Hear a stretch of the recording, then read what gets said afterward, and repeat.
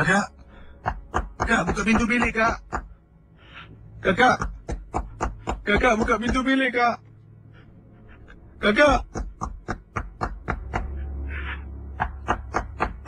Hello? Hello, Abah. Abah. Abah. Ada benda terjadi kat kakak, Pak. Balik sekarang, Bah. Balik sekarang, Bah. Tolong, Bah. Binaria 897 itulah dialog yang dikirimkan membuka kisah yang pertama pada tengah malam ini dari Encik Harun. Beliau seorang pemandu teksi, bertugas pada shift malam. Pada malam ini dimaksudkan, anak lelakinya, anak bungsu menelefon, meminta bantuan supaya balik segera. Kisi anak saya telefon dengan nada suara dalam keadaan ketakutan dan sedang menangis. Anak lelaki bungsu saya. Sambil itu saya dengar dia ketuk pintu. Suruh kakaknya buka pintu. Bila saya tanya kenapa, dia tak boleh cakap. Dia panggil saya Abah. Abah balik sekarang, Bah. Cepat, Bah. Kakak, Bah. Jadi saya yang ketika itu berada agak jauh dari rumah. Pendengar misteri jam 12. Kata Encik Harun, saya tinggal di lorong Buangkok. Dan pada malam yang dimaksudkan, saya berada agak jauh dari kawasan rumah saya. Waktu kejadian ini berlaku, saya berada di Chua Chu Kang. Baru saja saya turunkan seorang penumpang. Tapi nasib baiklah Kisi, penumpang dah diturunkan, barulah panggilan saya jawab. Jadi bila saya jawab panggilan itulah dialog yang saya kirimkan pada kiriman awal email ini untuk Kisi bacakan kepada pendengar misteri jam 12. Rakan-rakan MG12 Encik Harun kata saya memandu pulang ke rumah dengan fikiran yang berkecamuk, dengan perasaan yang tak tenteram. Tak tahu apa sebenarnya yang berlaku. Saya tidak ada isteri. Isteri saya meninggal dunia 2 tahun yang lalu. Pendengar misteri jam 12. Apabila saya pulang ke rumah, saya dapat lihat anak saya masih mengetuk pintu bilik dan anak lelaki saya terus menunjukkan dan menuju ke arah saya. Kemudian kata kakak dalam bilik. Rakan-rakan MG12, saya cuba tendang pintu beberapa kali sampai pintu bilik anak saya terpecah dan ternganga terbuka luas. Kisi, sampaikan jiran sebelah dan jiran bawah naik. Berdiri depan pintu rumah, ada yang terjenguk-jenguk. Ada juga jiran sebelah masuk ke dalam. Jiran sebelah saya masuk ke dalam nak berikan bantuan. Bila saya masuk dalam bilik, anak perempuan saya, Kisi, apa dia tengah buat tahu tak? Rakan-rakan MG12, anak gadis Encik Harun sedang mengambil kain batik lepas yang digunakan ketika arwah meninggal dunia yang ada dalam almari. Dia ambil kain batik lepas, dia bungkus badannya. Bila saya masuk, badannya Kisi yang hairan dah macam orang yang dikafankan. Ayu.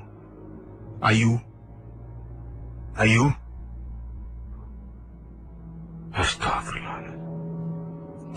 Kisi, saya, anak saya, jiran saya yang masuk melihat keadaan anak saya, kami terperanjat.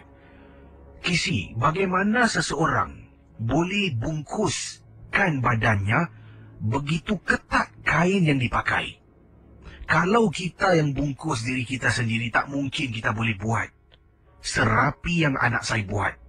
Dari kaki sampai ke badan, dan memang cantik, nampak wajah, nampak kepalanya saja.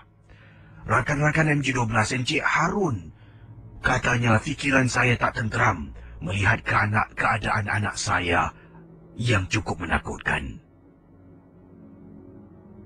Kisi, apabila saya sentuh kain batik tersebut, baru nak buka, dia tengok saya, dia menjeling. Dan dia cakap sesuatu. Saya tak faham dalam bahasa apa. Dia cakap sesuatu dalam bahasa yang mana saya tidak faham. Kemudian, saya panggil seorang rakan sahabat saya, kata Encik Harun. Beliau adalah seorang ustaz. Datang ke rumah. Ustaz tersebut sejam kemudian datang ke rumah saya. Meminta saya air. Rakan saya meminta saya air. Di air tersebut dia bacakan sesuatu. Kemudian dia suruh saya sapu di muka anak. Mula-mula anak saya seolah-olah memberontak. Tak nak disapu mukanya. Rakan menekan badan. Tetapi walaupun di kafan kedua-dua tangan tak digunakan, bila dia merontah tu Kesi memang cukup kuat. Teman-teman misteri jam 12. Dipendekkan cerita, kata Encik Harun. Anak saya terkena sampukan pembuatan pocong. Ini setelah saya, anak lelaki anak gadis, balik kampung 2 minggu yang lalu di salah sebuah kawasan di Melaka. Bila berada di sana, kami telah pun kunjungi ataupun menziarahi orang meninggal. Dan saya tak nak cakap tentang arwah yang pergi, tetapi ada sesuatu yang tak kena dengan arwah. Dan anak saya, anak gadis saya macam ibunya, cukup sensitif, senang nampak, senang terkena. Teman-teman misteri jam 12, nasib baiklah rakan saya dapat menyelamatkan anak. Kalau tidak, dia akan jadi sama macam ibunya. Itu saja kisah, terima kasih. Pendengar Ria 897, itulah kisah yang pertama telah pun saya sampaikan, kiriman email dari Encik Harun, seorang pemandu taksi yang bercerita tentang gangguan yang terkena pada anaknya. Gangguan yang diberi nama dalam kisah ini adalah sampukan pocong ataupun gangguan pocong yang dikatakan oleh Encik Harun. Dan ibunya, katanya arwah ibulah dengan anak gadisnya mempunyai persamaan. Persamaannya mereka dua-dua ni adalah seseorang yang sensitif. Anda fahamlah apa arti sensitif dalam arti kata misteri. Di mana dikatakan ibunya sedang nampak, anaknya sedang nampak, sedang terkena gangguan dan sebagainya. Mungkin ada di antara kita dilahirkan. Itu adalah mungkin boleh disifatkan satu pemberian anugerah. Ataupun mungkin itu juga boleh disifatkan sebagai satu kekurangan. Kekurangan yang diberi, yang dimiliki. Oleh kerana boleh ternampak sesuatu, ada yang anggap sebagai satu bebanan. Ada juga yang menganggap bila boleh ternampak sesuatu makhluk, ataupun menggunakan mata halus kita, ini ada yang menggunakan ia sebagai satu kesempatan untuk berhubung. Adakah kisah yang dikirimkan oleh Encik Harun? Mungkin istrinya meninggal dunia akibat ini, saya tak pasti sebab dia tidak beritahu dan banyak perkara yang dirahsiakan. Ini kiriman ingin saya bacakan. Ini datang daripada Ari, berkongsi peristiwa yang dikirimkan kepada saya ke alamat ria, ria@mediacorp.com.sg. Kata Ari, kisah pengalaman yang ingin disampaikan ini berlaku kepada diri saya. Dan begini, setelah perkara ini berlaku setelah ada kematian, iaitu jiran sebelah saya meninggal dunia lah. Jiran sebelah saya ni adalah orang Cina, Kisi. Jadi ibunya yang tinggal dengan dia ni, saya dengan keluarga tahu mempunyai penyakit dah tua, Kisi. Kemudian mendapat berita ibunya telah pun meninggal dunia, dan dapat lihatlah dekat kolong blok rumah kami dianjurkan upacara kematian ibunya, yang mana kalau pengetahuan Kisi, orang Cina kalau mati ini mereka akan menyimpan mayat tu ataupun jasad tu, kata beliau, untuk lebih kurang dalam 7 hari. Ini bagi membenarkan ahli keluarga untuk datang menziarahi si mati buat kali terakhir, kata beliau. Jadi begini kisahnya.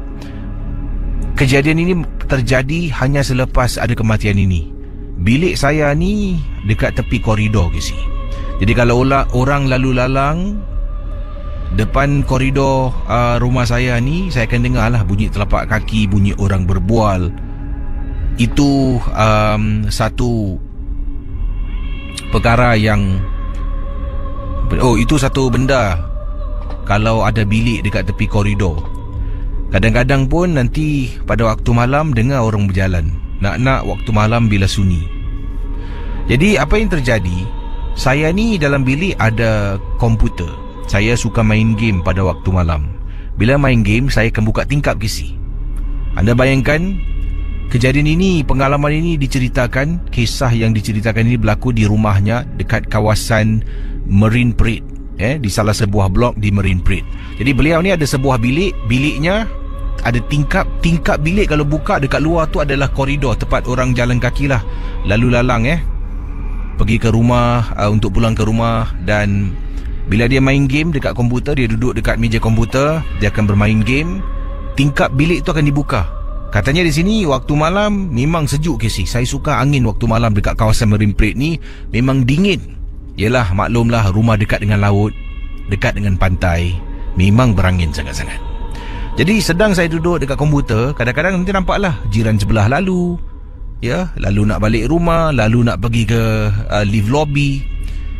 Apa yang berlaku pada malam tu, saya sedang main game ni, tengah main game, tiba-tiba saya nampak macam kelibat ada orang jenguk. Jadi bila mata saya sedang memberi tumpuan pada monitor skrin dalam bilik saya ni, tengah main game, tengah tengok monitor skrin, sebelah kiri ni adalah pandangan tingkap bilik. Saya punya vision, walaupun depan saya nampak sedang konsentrate, tapi vision saya sebelah kiri ni boleh lihat macam ada kelibat, macam orang menjenguk. Jadi bila saya perasan ada orang menjenguk, saya pun toleh sebelah kiri dan dia hilang Casey. Hilang dari pandangan. Jadi mendengar Ria 897, mungkin agaknya saya begitu khusyuk sampaikan saya rasakan macam ada orang sedang menjenguk. Tak apa, terus main game Casey. Tengah seronok main lagi, dah masuk 10 minit, 15 minit. Kemudian sekali lagi Casey, kelibat yang sama menjenguk daripada tingkap bilik. Saya pusing, toleh ke sebelah kiri, dia hilang lagi. Kali ini saya rasa seram sejuk pula. Rasa macam tak kena gaya. Tetap saya main game tak tutup tingkap. Kali ketiga Casey, tengah main game, apabila saya pusing dalam masa yang sama tu, memang tak nampak kelibat, tetapi saya boleh pusing. Tak ada kelibat lah, tapi tergerak hati untuk toleh. Bila saya toleh, dalam masa yang sama dia pun menjelma, menjenguk. Casey, wajahnya sama dengan Nyonya ataupun Cina, orang Cina kepada ibu jiran saya ni yang meninggal dunia. Sama Casey. Bila ternampak, saya terus astaghfirullahalazim, ya Allah, apa benda tu? Saya bangun, suara game saya kuatkan sedikit suara game, pergi dekat tingkap, bismillah. Saya tutup tingkap saya. Nak main game dah tak ada mood sebab takut.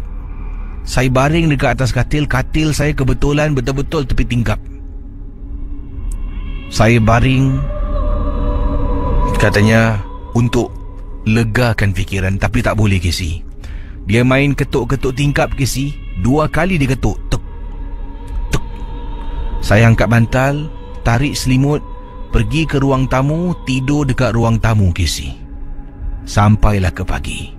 Sampailah ibu saya kejutkan saya. Terima kasih. Selamat tengah malam. Hani Faizal kata, apa khabar Casey? Khabar baik Hani Faizal kata, saya ingin ketengahkan satu peristiwa pengalaman, dan ini berlaku di salah sebuah lapangan terbang di Singapura. Sebenarnya beliau ada sebutlah terminal berapa, saya tak nak beritahulah. Saya ni bertugas di lapangan terbang di salah sebuah butik, dan saya pulang agak lewat lah. Dan bila pulang lewat tu, kita ada abang driver yang akan menghantar kita pulang ke rumah. Jadi teman-teman saya yang lain pada malam itu semua nak keluar sendirilah. Ada yang boyfriend ambil, jadi saya seorang saja yang tinggal dan sedang menantikan abang driver yang telah pun menelpon saya yang dia akan lambat sedikit. Saya pun tunggulah tempat biasa. Sedang saya tunggu ni, kelihatan di sebelah ujung macam ada perempuan berdiri di tepi rod. Yang hairan ni, bila wanita tu berdiri, dia berdiri tegak dan tidak pandang kiri kanan. Saya perhatikan dia dari tepi. Kemudian oleh kerana saya tak naklah terlampau, katanya di sini obvious, terlampau ketara sangat, yang saya sedang memerhatikan dia, daripada saya berdiri betul-betul seolah-olah sealiran dengan dia, saya ke belakang. Jadi bila saya berdiri belakang, saya boleh nampak dia berdiri di bahagian hadapan sebelah kiri. Jadi kata Hani, bila datang kenderaan ni, laju ke si van ni, pandu. Kemudian perempuan tu lompat. Saya sampaikan terpekik ke si dibuatnya. Bukan apa, terkejutlah wanita tu nak bunuh diri. Yang hairan, pemandu van tersebut boleh keluar. Kemudian ada juga pelancong-pelancong yang lain, dia tolonglah angkatkan beg mereka. Saya tengok lama lagi si. Takkan pemandu van ni tak tahu dia langgar orang ni. Setelah pelancong tu berjalan semua masuk ke dalam, pemandu tu masuk dalam van-nya, terus berlalu pergi. Casey, wanita yang lompat depan van, tidak kelihatan langsung pun. Saya punyalah takut. Kemudian saya rasa saya macam seorang. Saya terus telefon lah, si driver ni di mana? Dia kata dah sampai. Memang betul, letak telefon, muncul van dia dari jauh. Saya masuk. Selalunya masuk dalam van duduk belakang. Kali ni saya tanya, bang duduk depan boleh bang? Pemandu tu kata okeylah duduk depan. Dan saya ceritakan pada dia. Dia pun terperanjat ke si. Sebab katanya dia pernah melihat wanita yang mungkin sama orang lah, berdiri tegak dan tidak bergerak di tempat yang saya menunggu kadang-kala bila dia datang awal sedikit. Terima kasih dan selamat tengah malam dari Hani Faizal. Okey teman, Misteri Jam 12 ini kiriman SMS daripada Cik Jenab, namanya Jenab, J-E-Y-N-A-B. Nama comel betul Cik Jenab kata, apa khabar KC? Assalamualaikum. Waalaikumsalam warahmatullahi taala wabarakatuh. KC, Cik Jenab ingin berkongsi pengalaman ini berlaku 3 tahun yang lalu, dan ini berlaku di bekas rumah Cik Jenab yang terletak di kawasan Commonwealth. Casey, Cik Jenab kata tinggal di salah sebuah flat. Saya tak nak sebutkan nombor bloknya sebab dia sebutkan nombor blok. Tapi di salah sebuah flat di Commonwealth, atas bukit. Kalau Casey sebut nombor blok ni, ramai yang tahu tentang blok ini. Memang Casey, banyak-banyak benda pernah berlaku di sana.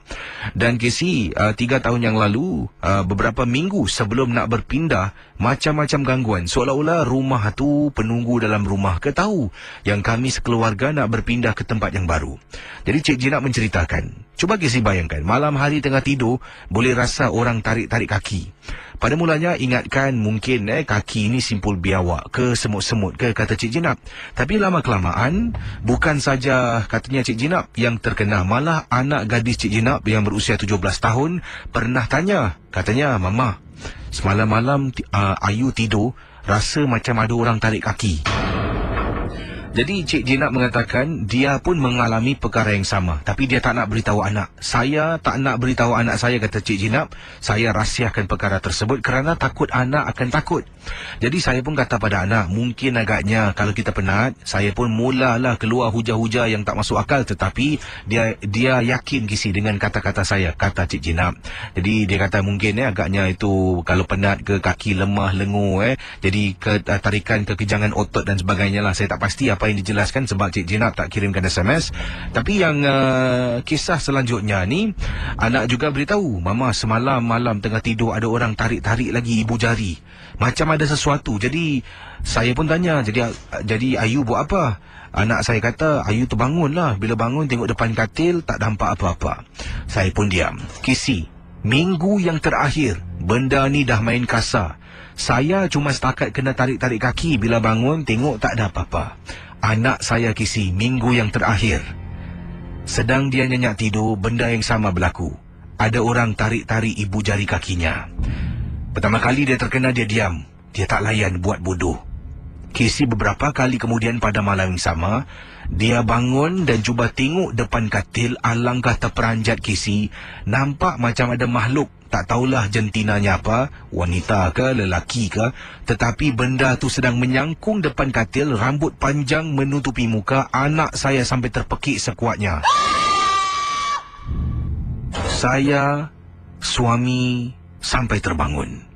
Bila bangun keluar dari bilik, tengok anak dah menangis. Menangis di atas katil. Buka lampu, anak masih menangis. Cuba tenangkan dia. Dan malam tu, untuk malam-malam berikutnya sebelum berpindah, saya temankan anak setiap malam. Tidur bersama dengan dia. Tapi tak nak tidur atas katil. Dia nak tidur di lantai, Casey. Saya temankan dia tidur di lantai. Pendengar Ria 897, sekarang ini, bila Cik Jinab katanya temankan anaknya untuk minggu yang terakhir sebelum pindah ke rumah baru, saya tidur di atas lantai dengan anak sebab anak takut nak tidur di atas katil.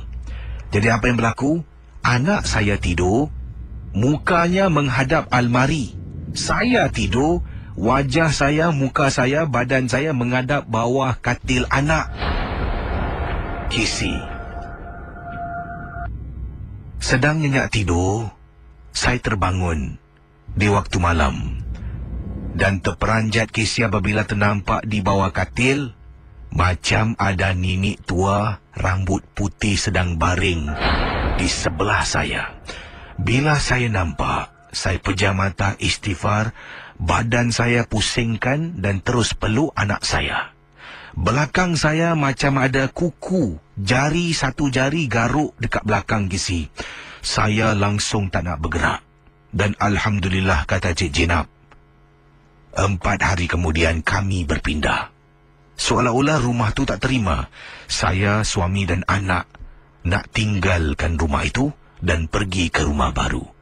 Terima kasih dan selamat tengah malam, Casey. Pendengar 897, kisah daripada Puan Jinab berkongsi pengalaman. Saat-saat beberapa hari terakhir tu, bila nak tidur tu, tiba-tiba dapat rasakan bila dia pusingkan badan setelah ternampak. Dia tak pasti, tapi dia rasa mungkin macam nampak nenek tua baring bawah katil anaknya. Dia pun pusing, peluk anaknya yang tidur sama dengan beliau di bawah katil. Dan tiba-tiba rasa belakang ada macam orang garuk dengan satu jari. Ayolah, Puan Jinab lagi boleh pusing. Kalau saya dah nampak bawah katil tu macam ada benda, saya bukan pusing. Sebab pusing membelakangi benda tu, tak tahu apa dekat belakang. Saya akan kejutkan anak, suruh dia tidur dengan saya ke dekat luar lah. Ruang tamu lagi selamat lah. Ya, rapat-rapat dengan timbuk pun baik lah. Itu pengalaman yang menyeramkan berlaku di salah sebuah blok di Commonwealth. Itu estate perumahan, salah satu estate perumahan yang lama.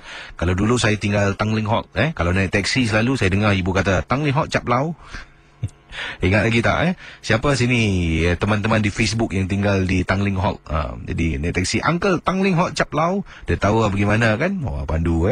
Dan dulu di belakang sana tu ada rel kereta api. Sekarang Malaysia dah ambil balik lah besi-besi dan kayu-kayu mereka. Jadi belakang tu dah jadi macam satu jalan yang panjang lah. Jadi di sana pun dulu saya dengan rakan-rakan tangkap spider dekat rel kereta api tu. Dulu kenangan lah, masuk dalam kotak mancis, kotak kaset. Itu dulu. Suzlina katanya Suzlina, selamat tengah malam Casey dan juga pendengar MJ12. Saya pernah satu ketika dahulu menunggang motosikal. Suzlina menunggang motosikal. Dan ini berlaku dekat kawasan ini berlaku dekat kawasan Mandai Road. Seorang diri menunggang motosikal waktu malam, angin sejuk. Saya dah biasa tunggang motosikal seorang diri waktu malam. Tiba-tiba dekat kawasan Mandai Road ni, saya terasa motosikal saya ni macam berat semacam. Dan bila berat ni, saya tahu bahawa berat yang saya sedang tunggang motosikal ni rasanya sama seperti ada orang duduk di belakang motosikal saya, Casey. Sepanjang perjalanan, yalah kita ni menunggang motosikal, mana ada CD player. Saya baca, Casey, mulut komat kamit membaca Ayatul Kursi. Nasib baiklah saya hafal surah ni. Jadi saya confident sikit. Jadi saya baca ayat kursi sambil menunggang motosikal. Masih lagi berat. Ya, baca dan baca, terus baca. Tiba-tiba motosikal saya kembali ringan, macam saya seorang sajalah yang menunggang motor itu. Terima kasih dan mohon maaf kalau kisah saya tak berapa seram. Terima kasih kembali. Berikut kiriman email seorang pendengar yang beritahu saya, Casey apa khabar? Khabar baik. Tolong ketengahkan pengalaman tapi jangan sebut nama di email. Itu nama sebenar saya dan saya tidak ingin orang yang mungkin sedang mendengar rancangan ini tahu tentang apa yang saya nak ketengahkan. Gunakan nama samaran Julie. Baiklah. Julie ingin ceritakan tentang seorang rakan ataupun acquaintance. Kawan kerja tapi tak rapat. Macam itulah.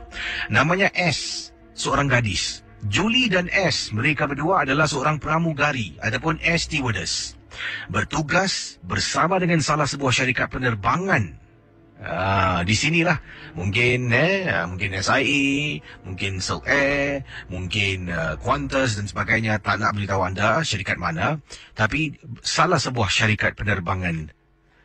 Kisah yang Julie bukan nama sebenar nak ceritakan. Katanya di sini, saya ada seorang teman namanya S. Acquaintance, bukan kawan rapat pun. Kami cuma berjumpa di tempat tugas, senyum angkat tangan. Kalau sama flight kami, yalah jadi cabin crew sama. Kalau tidak, tidaklah. Tapi Kisi, teman saya nama S ni, orangnya cantik sangat. Saya sebagai seorang wanita, kalau dah cakap dia cantik, memanglah cantik orangnya. Sehingga kan ramai Kisi, passenger, kalau saya flight sama dengan beliau, ramai sangat akan memerhatikan dia. Kadang-kadang timbul juga rasa cemburu. Tapi rezeki dia lebih cantik dari kita. Yang penting kita buat tugas. Kisi. Selain dari itu juga, ada Kisi, pilot-pilot yang beberapa kali cuba berkenalan dengan beliau. Dan sehinggakan satu hari, apabila entah macam mana tercetus pula, salah seorang teman lelaki satu kabin ni menceritakan, sebab dia ni beberapa kali nak cuba berpacaran lah untuk menjadikan si budak S ni kekasihnya. Budak S ni tolak. Maklumlah Kisi, kalau dah boleh dapat pilot, siapalah nak cabin crew? Kata Julie, bukan nama sebenar. Jadi si budak S ni lepas cintanya ditolak, mulalah dibawa cerita. Dia mula katakan pada saya yang si budak S ni pakai susuk, sebab tu dia lawa ramai orang terpikat. Pada mulanya saya tak percaya. Saya tolak segala tuduhan yang rambang. Dan dia kata betul dia pakai susuk. Jadi akhirnya Kisi, satu hari ini saya dapat tahu yang saya satu flight cabin crew dengan budak S, dengan juga si Mamat yang cinta ditolak. Jadi Mamat ni datang bawa daun. Saya tanya ni daun apa? Daun kelo. Buat apa? Kau cuba taruh depan pintu sana. Nanti kau tengok apa jadi. Jadi saya pun ambil dan saya tanya lagi, kenapa taruh depan pintu? Mak aku cakap, kebanyakan orang pakai susuk takut nak langkah daun ni. Kau cuba taruh. Jadi saya pun taburkan daun tersebut. Betul-betul dekat pintu belakang kapal terbang. Apabila Kisi, si budak S ni sedang berjalan, dia terpandang bawah nampak daun-daun kecil ditaburkan. Dia terpekik sekuat-kuatnya Kisi. Jadi, bila ramai teman-teman yang lain termasuklah passenger dalam kapal terbang pusing ke belakang tengok dia, tercungap-cungap. Rupa-rupanya dia buat cerita Kisi. Semua perhatikan dia, dia pun duduklah dekat satu tempat duduk yang kosong. Bila ditanya, saya dengan budak lelaki ni betul-betul di hadapannya. Seorang lagi cabin crew tanya, "What happened to you?" Dia kata dia nampak lipas. Nampak lipas. Kisi, dia tunjuk-tunjuk dekat sana. Budak lelaki ni pun nampak daun, dia angkat daun tu, kutip dia buang. Barulah konon-konon dia baik daripada nampak lipas tu, kata Julie. Rupa-rupanya budak ni cantik, lawa, ramai yang tengok. Betul lah kata si Mamat ni, mengenakan susuk. Bagaimana Kisi? Kalau Kisi tak tahu, saya boleh kirimkan gambar. Kisi kalau tengok mesti terpikat.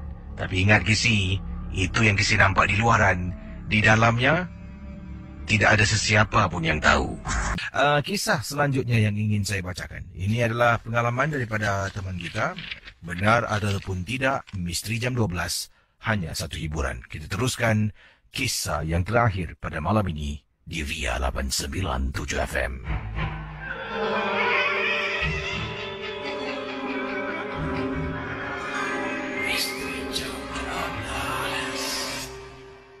Kiriman yang ingin saya bacakan kepada anda datangnya daripada seorang pendengar yang bernama Dila. Kata Dila, peristiwa ini berlaku di sebuah rumah sewa yang saya sewa. Dan kisah yang diceritakan oleh Dila berlaku di Johor. Saya ni adalah rakyat Malaysia. Asal kampung saya dari Melaka. Pada suatu hari saya nak cuba bekerja di Singapura.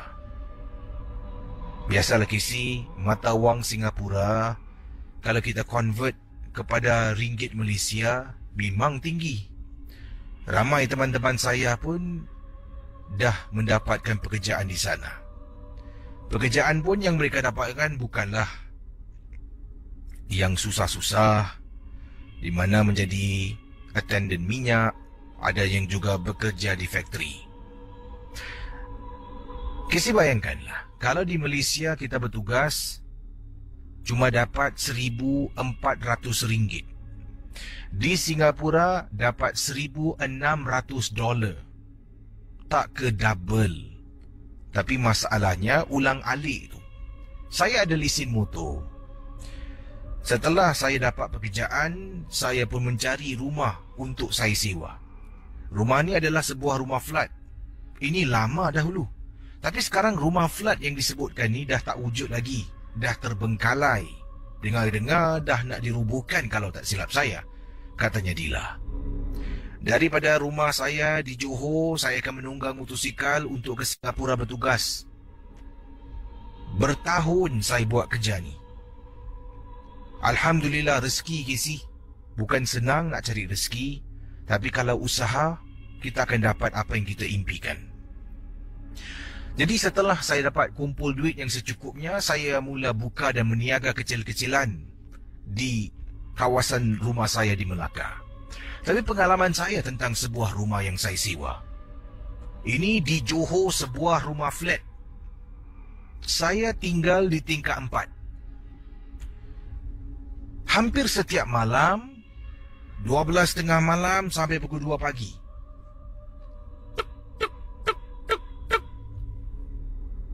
Rumah tingkat atas akan dengar orang ketuk.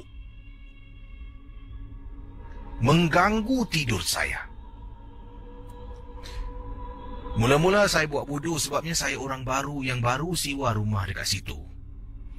Jadi setelah saya tinggal situ dah lama, saya pun dah kenal beberapa jiran di sebelah kiri, sebelah kanan saya. Saya pun mula bertanya pada salah seorang jiran saya. Ini seorang kakak. Kakak ni ada 4 orang anak. Suami bertugas, dia menjaga 4 cahaya mata. Kak, saya tanya boleh? Apa dia? Tinggal atas kak Malam-malam saya nak tidur pukul 12, mesti ada orang ketuk-ketuk. Kakak tu tengok saya. Engkau tak tahu cerita? Cerita apa kak? Rumah dekat atas ni memang tak ada orang. Dah lama kosong. Tapi yang saya dengar tu, biasalah di rumah kosong, dah terbengkalai. Flat yang kau tinggal ni pun tak lagi nak dirubuhkan. Tingkat bawah, tingkat atas, dah tak ramai orang duduk sini. Saya terdiam. Kakak cuma nak cakap dengan kau je. Itu hari aku nak bilang kau. Tapi, yelah, engkau ni pun baru tinggal sini. Nanti kalau aku cakap macam tu, macam nak buat musuh dengan kau. Ini kau dah berbual dengan aku pasal hal ni. Aku nak cerita dengan kau sedikit. Cerita apa, Kak? Kalau boleh, kau duduk rumah ni jangan sorang-sorang boleh? Kau bawa lah teman kau. 2 orang dalam rumah ni pun jadi. Sorang-sorang janganlah. Berbahaya, Dik. Dengarlah cakap aku. Casey, saya duduk Johor. Saya tak ada seorang kawan pun yang saya kenal. Kecuali tempat tugas saya, dan orang tu ada tempat lain untuk mereka tinggal. Teman-teman semua berada di Melaka. Macam mana ni, Casey? Malam tu, saya balik kerja, saya masuk dalam rumah flat saya yang saya sewa di Johor. Masuk dalam beri salam, Assalamualaikum. Langkah kaki kanan, tutup pintu rumah, buka lampu. Saya letak beg tepi, pergi dapur ambil air, dan saya duduk dekat meja makan. Nasi bungkus yang saya beli tengah saya makan, Casey.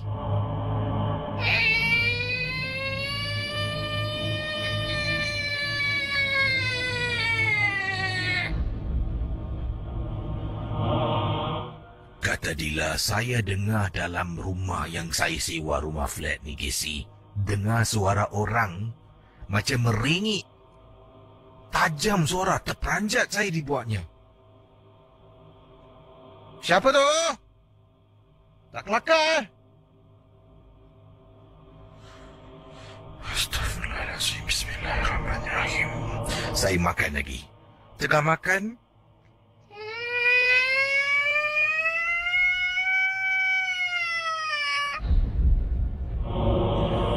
ya Allah, Casey, saya bangun. Saya buka pintu. Baru saya nak jejak kaki dekat luar, kakak yang tadi saya berbual dengan dia keluar daripada rumah. Dila, malam ni kau tidur rumah kakak Dia dah datang tu. Kakak dengar suara dia. Kak, teman saya, Kak, masuk rumah sekejap, Kak. Saya nak ambil barang saya. Cepat. Masuk dalam, Casey. Dalam rumah meremang penuh rumah. Lampu kau jangan tutup, biar. Tutup pintu, ketak mangga, pergi rumah kakak. Tidur dalam rumah kakak. Kak, minta maaf, Kak. Apa tu benda, Kak? Kakak tak tahu apa benda, tapi kakak dengar orang cakap, kalau kau duduk sorang-sorang dalam rumah ni dekat tingkat atas, ada makcik ni pelihara polong. Ya Allah, Casey. Saya sebenarnya dah tak sanggup nak duduk rumah tu. Setelah kejadian malam tu, pada paginya, saya telefon tempat bertugas. Saya kata saya cuti sakit. Sebenarnya saya nak uruskan rumah yang saya sewa. Barang-barang saya ambil dan saya minta izin kakak untuk duduk rumahnya sementara waktu saya mencari rumah yang lain. Kakak tu izinkan. Bila saya tinggal rumah kakak ni, rumah saya, Casey, macam-macam bunyi. Orang tarik meja, orang hentak, berketuk. Masya Allah, terperanjat saya dibuatnya. Alhamdulillah, setelah saya bekerja, makan beberapa tahun, saya dah tak lagi ulang-alik Johor, Singapura, Singapura, Johor. Sekarang saya dah pun mengendalikan bisnes kecil saya di Melaka. Terima kasih. Selamat tengah malam. Dari Dila. Dan ada yang tanya, ini berlaku di sebuah, ini saya boleh cakap lah sebabnya dah tak wujud lagi tempat ni. Ini di Bukit Caga. Caga, betul sebetulnya. Flat di Bukit Caga yang pernah dialami oleh Dila satu ketika dahulu. Seram, tinggal seorang tu. Bayangkan nak cari rezeki bukan senang ni. Ada seorang teman berkongsi, itu teman saya nama Idris, berkongsi tentang lagu-lagu pemanggil hantu. Okey. Kesemuanya ada 5. Tapi tak tahulah jauh mana kebenaran lagu-lagu ini. Antaranya yang saya rasa mungkin agak lucu sedikit. Ada satu lagu ni yang dimaksudkan di sini dalam kategori lagu memanggil hantu juga. Okey, antaranya lagu yang di sini disenaraikan lagu Lingsir Wengi. Beberapa orang Jawa percaya kalau kamu menyanyikan lagu Lingsir Wengi, bakal muncul kuntilanak berdekatan dengan kamu. Lagu ini sudah dinyanyikan secara turun-menurun oleh orang-orang Jawa, tapi enggak ada yang tahu siapa sebenarnya mencipta lagu ini. Meski kedengaran agak menyeramkan, Lingsir Wengi banyak beredar dikongsi melalui laman internet. Ada dikatakan di sini melalui laman lain, entah benar ataupun tidak, ini hanya pendapat pandangan si penulis ini. Ada yang katanya Lingsir Wengi ini juga kalau didengarin seorang diri ataupun oleh orang yang kurang semangatnya, mampu nampak sesuatu yang menakutkan. Ada lagu-lagu yang lain seperti lagu Malam Satu Suruh. Merupakan tanggal pertama dalam kalender Jawa dan biasanya diperingati pada malam hari setelah maghrib, mengingatkan bahawa pengganti hari Jawa dimulai saat matahari terbenam dan bukan tengah malam. Masyarakat Jawa percaya kalau Satu Suruh adalah hari yang paling keramat Itulah kenapa lagu Malam Satu Suruh dipercayai sebagai lagu mistik yang bisa memanggil makhluk halus. Juga ada filem yang dilakonkan oleh Suzana kalau tak silap saya. Lagu filmnya yang dipanggil Malam Satu Suruh. Mungkin ada di antara anda dah menonton filem itu. Apa pendapat anda tentang kisah filem Malam Satu Suruh? Saudara, kita akan teruskan bercakap tentang muzik. Ini ada satu lagi kisah yang ingin saya sampaikan dalam Misteri Jam 12. Saudara pendengar Ria 897, saya terima kiriman email. Ini kisah berkenaan dengan lagu. Ini adalah lagu yang dikirimkan pada saya dan saya dikatakan Kisi kalau kalau boleh jangan putarkan lagu ini on air hanya untuk Kisi dengar dan boleh Kisi nyanyikan semula sedikit lah sebagai contoh kepada para pendengar. Jadi saya akan nyanyikan sedikit apa yang saya dengar tapi tak semua. Bila dengar lagu ni pun agak seram sedikit meremang bulu rumah ya. Jadi apa yang berlaku, pendengar kita yang hanya ingin dikenali sebagai Mel, beliau berkongsi kejadian ini berlaku 5 tahun yang lalu. Waktu itu katanya 5 tahun yang lalu tu setelah nenek meninggal dunia. Tapi sebelum tu katanya nenek saya ni, kata Mel, suka menyanyikan lagu berikut ini untuk cucu-cucunya yang masih kecil. Dia nyanyi untuk cicit, nyanyi kalau yalah datang ke rumah. Dan dalam rumah nenek saya, kata Mel, ada tempat buai, gantung buai budak-budak. Memang tempat gantung tu tak pernah dibuka. Nanti kalau ada cucu atau cicit datang yang masih kecil lah, dia akan gantung tempat buai tu, dia akan letak cucu, dia akan duduk dalam bilik, dia akan menyanyi. Lagu yang dinyanyikan ni, kalau boleh saya nyanyikan sedikit takut nanti pula ternyanyi penuh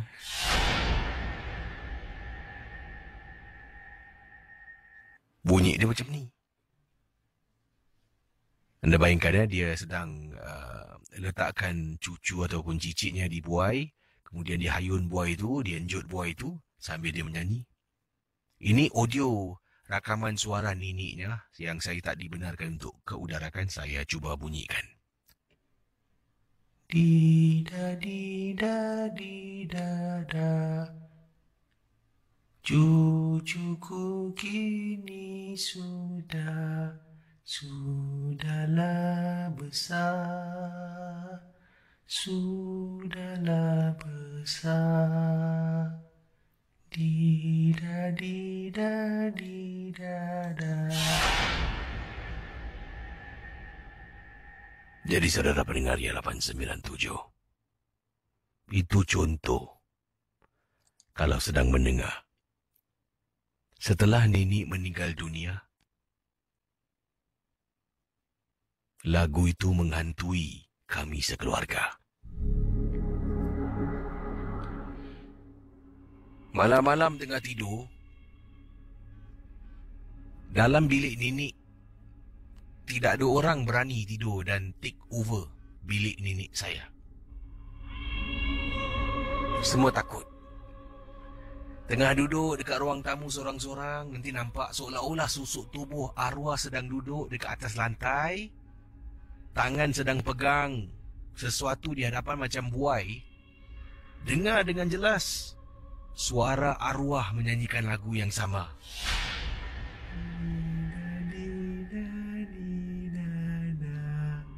Cucuku sudah besar. Kata Mel, saya beberapa kali nampak susuk tubuh arwah. Nampak beberapa kali susuk tubuh arwah yang berada betul-betul dekat dalam bilik, tengah duduk bilik yang gelap. Setelah penampakan berlaku beberapa kali, saya, katanya di sini, dah tak berani matikan lampu. Lampu bilik arwah sentiasa dihidupkan. Menjadi takut pula. Kita semua pernah dengar alunan suara yang sama dalam rumah kami. Bila tengah tidur, nanti kadang-kadang terdengar bunyi suara arwah nenek menyanyikan lagu yang sering kali dinyanyikan. Itu adalah alunan lagu favourite nenek saya, Casey. Pernah sekali saya sedang duduk dekat rumah seorang diri, kata Mel. Dekat meja makan, tengah duduk, dining table. Lalu, waktu tu saya rasa macam ada sesuatu dekat bawah meja tau. Saya macam tertendang sesuatu. Apabila saya nak menjenguk dekat bawah, saya nampak seolah-olah serupa macam arwah nenek sedang menyangkung bawah meja. Bila saya berdiri dengan begitu pantas, lutut saya terketuk pada meja sampai naik bengkak. Saya paksa diri saya jalan keluar daripada rumah, berdiri dekat luar dan menantikan ahli keluarga yang lain untuk pulang ke rumah. Gangguan arwah dalam rumah berterusan sebenarnya untuk beberapa bulan. Memang menyeramkan.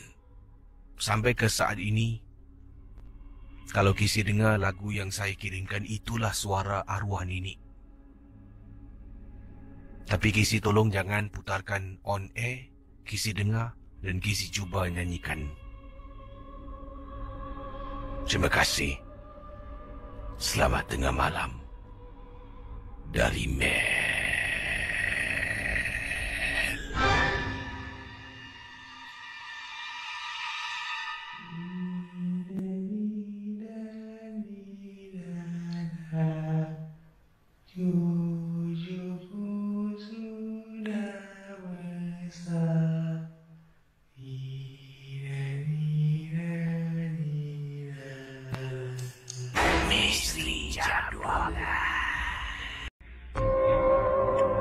Pendengar Ria 897, Anda boleh hubungi saya sekarang di 669-11897 dan pastinya kisah-kisah Anda akan saya terus ketengahkan dalam rancangan MG12.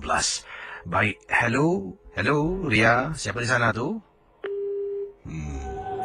Hello, siapa tu? Hello, siapa ni? Ya, Cik, ada apa, Cik? Nak telefon saya, ada kisah? Dia saya. Apa dia? Ya, saya. Ada cerita tak, Cik Mina?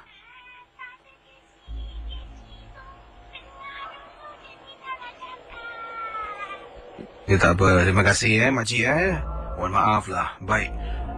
Pendengar Ria 897. Silakan 669-11897. Hello, selamat tengah malam. Hello.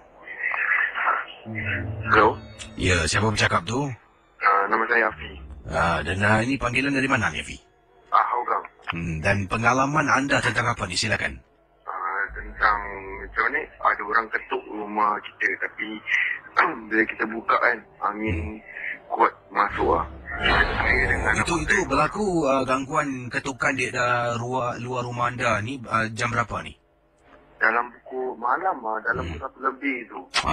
Jadi anda dengar orang ketuk, buka pintu, tak nampak orang tapi macam ada angin meluru masuk gitulah. Pasal sebelum tu ada orang, kita punya family pernah kena sihir dengan orang lah. Jadi kita, jadi dia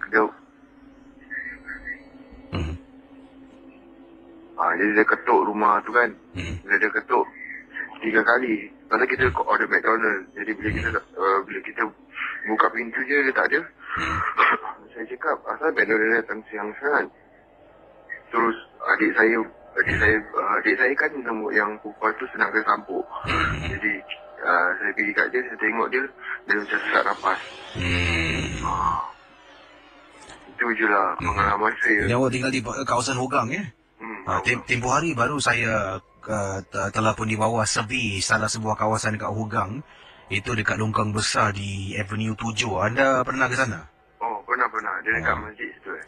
Saya rasa, saya tak pasti pula. Tapi saya dibawa ke sana sebab waktu malam lah. Bila tengok dekat kawasan tu, longkang besar. Memang seram, sunyi sepi lah. Dan dikatakan ada juga kisah-kisah berkaitan dengan longkang besar. Bukan longkang, saya rasa tu merupakan sungai. Sungai Punggol kalau tak silap saya. Punggol. Tak, di Hogang lah. Hogang Avenue 7. Tapi namanya Sungai Punggol kat kawasan tu. Dia, ada pernah ke sana? Tidak. Belum, Okey, terima kasih, Bang, Ya, saya Zaid. tu. Saya nak cakap ni. Seperti yang tadi telefon tu kan, bilangan orang, cakap orang betul-betul lah. Tak payah nak kacau-kacau. Terima kasih, Okey, terima kasih. Selamat tengah malam. Itu dia. Mungkin ada di antara anda merupakan penduduk kawasan Hogang dan pendengar-pendengar luar Singapura mungkin tak tahu di kawasan Hogang, estate perumahan Hogang ni ada sebuah sungai lah yang bercantum lah. Sungai itu dipanggil Sungai Punggol. Dan beberapa minggu, saya rasa 2 minggu yang lalu saya pernah kunjungi tempat tu. Survey lah tengok mungkin nak buat MG12 di sana ke Jadi seram lah malam-malam hari. Nak bila masuk lagi jauh, lagi dalam tu memang menyeramkan. Dan juga saya difahamkan dahulu dekat kawasan tu ada sebuah rumah kondominium kalau tak silap saya, ataupun sebuah rumah flat yang telah pun didirikan. Dan entah sekian lama rumah tu tidak ada orang yang nak membelinya. Kemudian rumah tersebut telah pun, bangunan tersebut yang disebutkan telah pun diubah suai sedikit luaran dan menjadikan ia sebuah rumah private kondominium sekarang ini. Dan tempoh hari bila ke sana tu memang rasa macam macam sesuatu lah. Tapi tak tahulah jauh mana. Nampak tak adalah. Saya nampak ada orang sedang dating lah dekat kawasan orang berlari-lari anak tu. Okey, 669-1897. Silakan hubungi saya sekarang. Okey, terima kasih pada anda yang berkongsi pelbagai kisah dalam rancangan Misteri Jam 12 di Ria 897 FM. Saudara, kisah selanjutnya saya nak kongsi sama. Ini berkenaan dengan satu... Okey. Anda bayangkan, anda ni sebenarnya baru berpindah. Baru saja berpindah di sebuah rumah. Ini berlaku di Singapura. Ini kiriman daripada Encik Abdul Rahman yang berkongsi pengalaman beliau untuk Misteri Jam 12. Encik Abdul Rahman menceritakan melalui kiriman email kepada saya ke alamat ria@mediacorp.com.sg. Beliau waktu itu baru berpindah rumah. Jadi sebelum ni beliau menetap di rumah bersama dengan ibu mertuanya lah, dengan isteri, dengan seorang anak. Oleh kerana perabot-perabot tu belum lagi dibeli sepenuhnya, dan rumah tu mereka belum dah dapat kunci, dah boleh berpindah, dah ada api, dah ada air, cuma belum ada perabot. Ialah Casey baru nak mula hidup yang baru. Saya pun bukan orang berada. Perlahan-lahan kami membeli barang. Jadi difahamkan dalam kisah ini, bila saya baca ni, kata Encik Abdul Rahman, pada satu hari tu, misal kata mungkin hari Rabu lah, Rabu pukul 9 pagi ada penghantaran katil dan juga almari ke rumah baru Encik Abdul Rahman. 9 pagi Jadi Encik Abdul Rahman ni ada pilihan untuk bangun pagi dari rumah ibu mertuanya, siap-siap, kemudian kata beliau naik bas, pergi ke rumah ibu mertua, pergi ke rumah baru, buka pintu, orang hantar katil ni akan hantar, siapkan katilnya, pasang almari dan kunci pintu rumah, balik rumah ibu mertua. Ataupun kata Encik Abdul Rahman, saya boleh tidur di rumah baru saya untuk satu malam, besok pagi cuma bangun buka pintu. Tak perlulah saya bangun terlalu awal untuk bergegas, takut nanti lambat. Sebabnya mereka kalau lambat mereka akan tinggalkan. Jadi saya pun rasa gairah dan takut saya terbangun lambat, kata Encik Abdul Rahman. Saya takut terbangun lambat, sampai lambat, nanti barangan saya tak sampai. Saya pun kata pada isteri, biarlah abang bermalam dekat rumah baru. Saya cuma bawa iaitu satu bantal kecil, saya letakkan dalam beg dengan satu alas kain untuk alas saya tidur supaya tak sejuk sangat. Kemudian isteri juga bekalkan satu selimut, bawa lah perkakas seperti berus gigi, sabun mandi untuk ke rumah baru kami. Jadi bila sampai rumah baru tu, saya keluar rumah ibu mertua agak malam, sekitar jam 9 lebih malam, sampai jam 10 lebih malam di rumah baru. Saya pun buka pintu, masuk dalam rumah, buka lampu. Jadi bayangkan apa yang digambarkan oleh Encik Abdul Rahman dalam kisah ini, rumah beliau ni, ruang tamu langsung tak ada perkakas rumah, langsung tak ada perabot. Begitu juga dengan bilik tidur, dapur cuma ada kabinet dapur dan semualah kosong. Beliau kata, saya pun tidur dekat ruang tamu, alaskan kain yang saya bawa, letak satu bantal, saya keluarkan selimut yang isteri masukkan dalam beg saya. Kemudian saya pun mula nak tidur. Yalah, waktu tu handphone pun tak ada kisi. Pergi rumah baru pun naik bas. Jadi Encik Abdul Rahman kata, sedang saya baring, saya tidur ni, saya bangun, saya pun tutup lampu lah. Cuma lampu dapur saya nyalakan. Tengah baring, tengah fikiran lah Besok pagi, almari datang, katil datang, kemudian nak beli barang lain. Dah sedikit sebanyak, adalah beberapa perabot, barulah mungkin keluarga saya boleh pindah lah.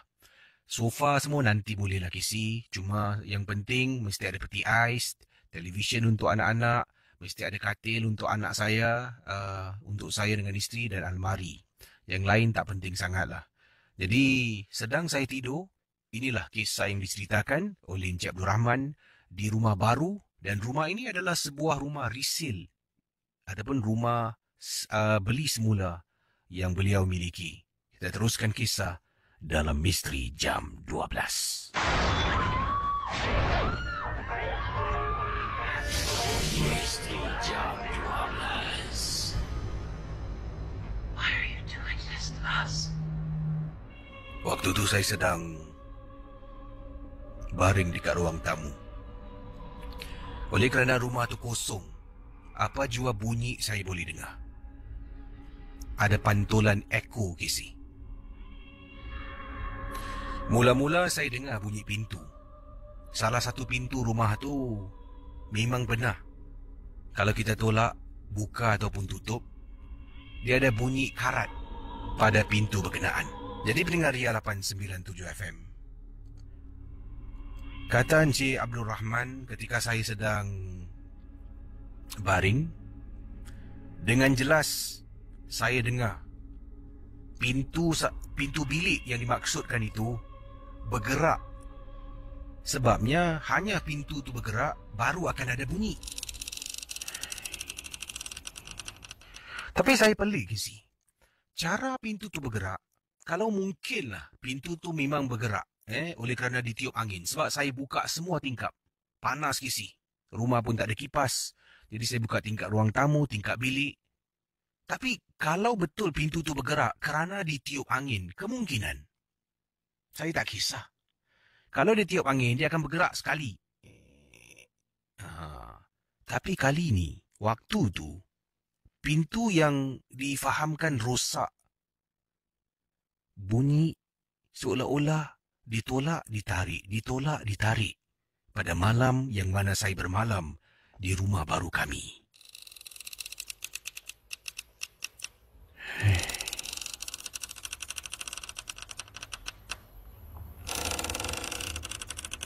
Pendengar Ria 897 FM. Hanya ada cahaya pada lampu dapur. Saya bangun, berjalan menuju ke pintu bilik. Saya tengok tingkap memang saya buka. Saya cuba tolak pintu tu memang berbunyi. Kemudian saya cari apa yang boleh saya cari dalam rumah tu, yang boleh saya letak pada pintu supaya pintu tu tak bergerak dan tak berbunyi. Pergi dapur, saya buka almari atas bahagian bawah almari, dan nampak ada satu tong cat yang kosong. Saya keluarkan tong cat, memang kosong, dah kering. Saya angkat tong cat tu, saya letak pada pintu. Jadi setidak-tidaknya pintu tu kalau ditiup angin dah tak bergerak lagi. Saya pun baring dekat atas lantai. Pendengar Misteri Jam 12, kata Encik Abdul Rahman. Kali ini belum sempat saya lelapkan mata. Ketegeng! Saya bangun, saya nampak Tung Chat bergulik kesi macam ada orang tendang. Astaghfirullahalazim. Saya dah tahu dah. Ada sesuatu yang tak kena dengan rumah ni. Maklumlah, rumah ni pun belum lagi disema. Malam tu juga, saya keluarkan surah Yasin yang saya bawa bersama. Saya duduk dekat ruang tamu. Saya baca Yasin. Tengah baca. Kisi pintu bilik tu bergerak sekali lagi dan tiba-tiba dihempas dengan begitu kuat.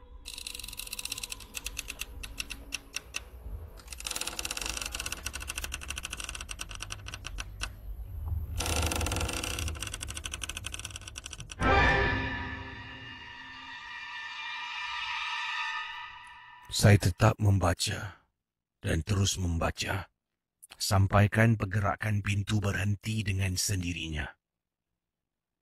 Habis saja saya baca Yasin, keadaan rumah tu macam ada sesuatu yang tak kena. Malam tu tak boleh tidur, Kisi. Saya pun takut. Walaupun saya ni seorang lelaki, saya membaca Yasin, saya tetap takut.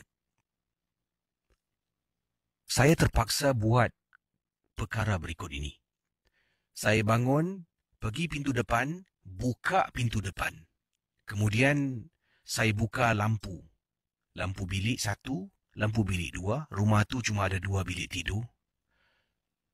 Kemudian lampu ruang tamu saya matikan sebab kalau terlampau terang pun saya tak boleh tidur. Saya tidur dekat dengan pintu rumah saya. Tengah tidur depan pintu rumah, saya dapat rasakan macam ada orang langkah badan saya. Orang langkah badan, Kisi.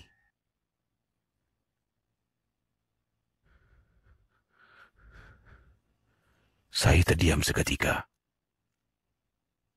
Apabila saya bangun, katanya Encik Abdul Rahman, saya nampak lampu bilik semua tutup. Dan di dalam sebuah bilik, iaitu bilik yang saya nak jadikan bilik anak saya, ada perempuan hitam rambut panjang sedang berdiri memerhatikan saya, Kisi.